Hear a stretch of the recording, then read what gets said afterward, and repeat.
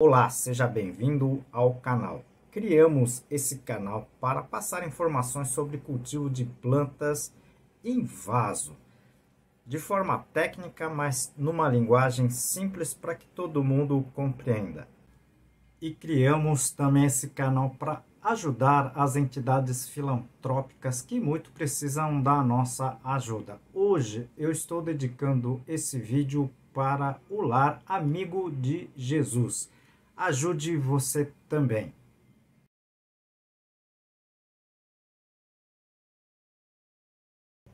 E ajude o nosso trabalho aqui, tá? O nosso canal. Clique no joinha, compartilhe o vídeo, inscreva-se no canal. Tudo isso ajuda muito o nosso trabalho.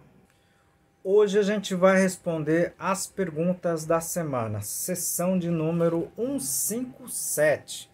5 perguntinhas, tá? Encaminhada por vocês, ok? Que a gente vai tentar responder aqui da forma técnica, mas na linguagem mais simples, ok? Fique até o final, tá? Que essa sessão tá bem bacana também, tá certo?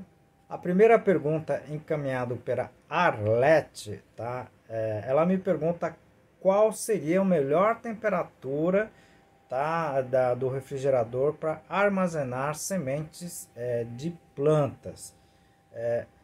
Bom, pergunta bem técnica, eu vou tentar responder de uma forma mais simples possível, tá? Quando a gente tem uma geladeira, a gente não tem essa geladeira só para sementes, né?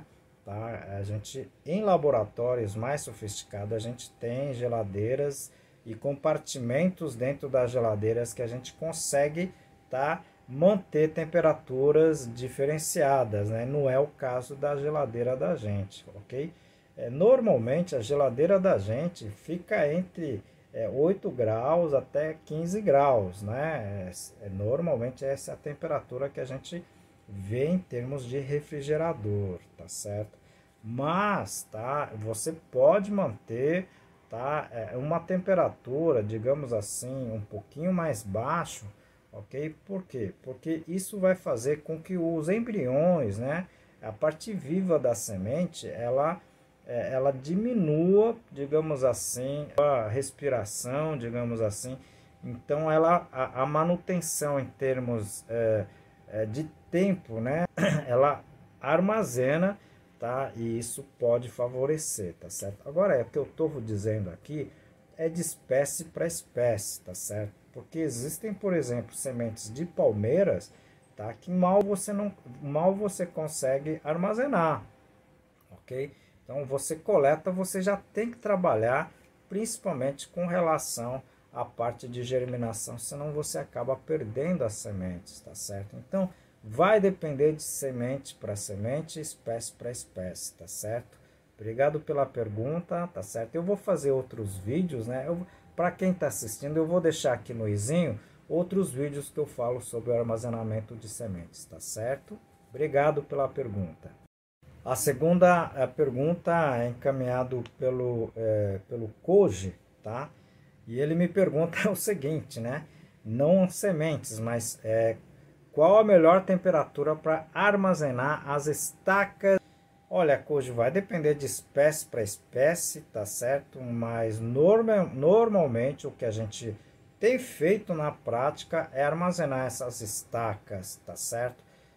Embrulhado direitinho, né, em saco plástico, ok? Seco, né, se possível seco, embrulhado em saco plástico, tá? E deixado na temperatura que vai variar entre 10 a 15 graus, tá? É a temperatura normal das geladeiras que a gente tem na residência, tá certo? A não ser que você tenha uma geladeira específica para essa a situação, né? Aí você precisa ver qual é você precisa me passar a informação de qual espécie que você está trabalhando e por quanto tempo você quer armazenar essas estacas, tá certo? A terceira pergunta é encaminhada pela Wendy, né? Ela me pergunta quanto tempo ela pode armazenar o substrato confeccionado.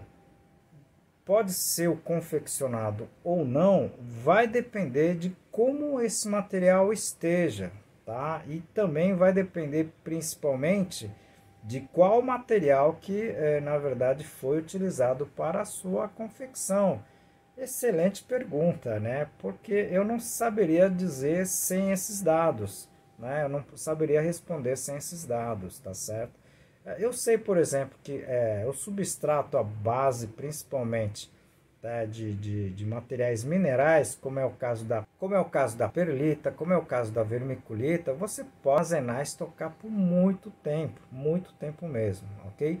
Mas no caso de substrato à base de turfa, é, fibra de coco, dependendo se das condições do local de armazenamento, condições da umidade do ambiente, tudo isso pode afetar a durabilidade, tá certo?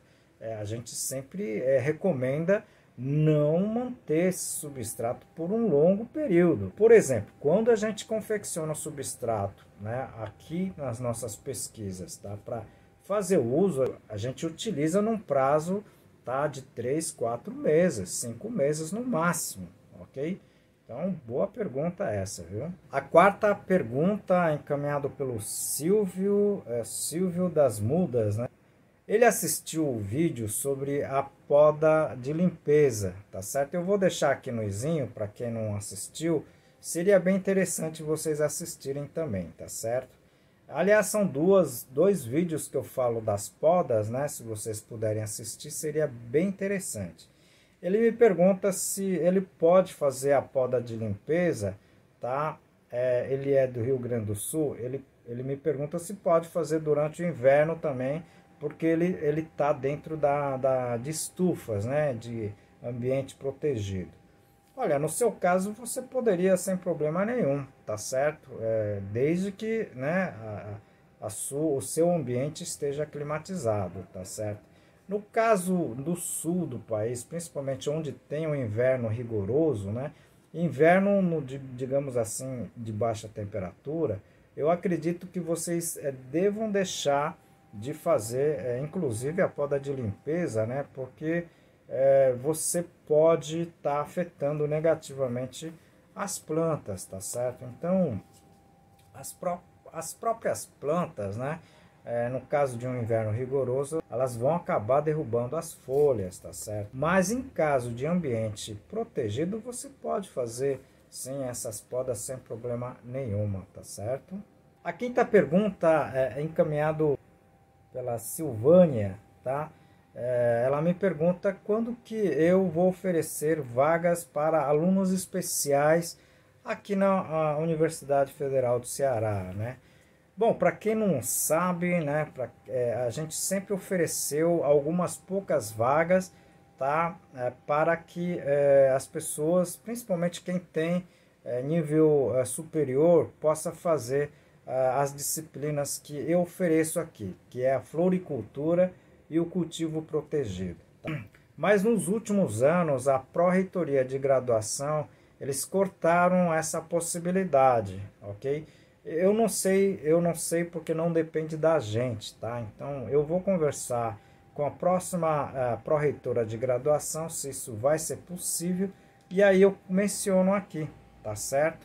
Obviamente, né, só vai ser possível fazer quem esteja morando próximo, na proximidade aqui de Fortaleza, mas eu vou avisá-los aqui pelo YouTube e pelas redes sociais, tá certo? Então, obrigado pela pergunta, ok? Mas não depende da gente, né? Bom, pessoal, foram 5 perguntas bem interessantes que eu estou passando aqui para vocês, né? De forma técnica, mas numa linguagem mais simples, ok? Se vocês gostaram, né, dessa sessão, clique no joinha, tá? Compartilhe o vídeo e principalmente inscreva-se no nosso canal, porque isso ajuda muito essa sessão, esse canal, tá? Para a gente dar prosseguimento, tá? Nesses vídeos, tá certo? Eu conto com vocês. Aproveito a oportunidade para apresentar para vocês o meu novo livro, Plantas em Vasos, mais de 500 perguntas e respostas. Ao invés de fazer um manual sobre cultivo em vaso, eu achei interessante fazer esse manual na forma de perguntas e respostas, que acredito que esse livro vai ajudar bastante a todos que gostam, né, de cultivar as plantas, né, nesse sistema que é o sistema de vaso, livro digital, ok? Se vocês tiverem oportunidade, adquirem esse livro, que ela está na plataforma do Amazon. Bom, como em todos os vídeos, né, a gente dedica o vídeo para uma entidade, né, assistencial. Eu estou dedicando o vídeo de hoje para o lar Amigo de Jesus, tá? Da irmã Amiga Conceição, que acolhe nesse lar crianças em tratamento de câncer, tá? Eles são, vêm crianças do Brasil todo praticamente, né? E é um lar que dá refeições, tá? Moradia, assistência social e tudo, tá? Se vocês puderem doar com qualquer coisa, não precisa ser dinheiro, roupas, alimento não perecível, brinquedos, tudo isso ajuda esse pessoal. Entre em contato e ajude você também.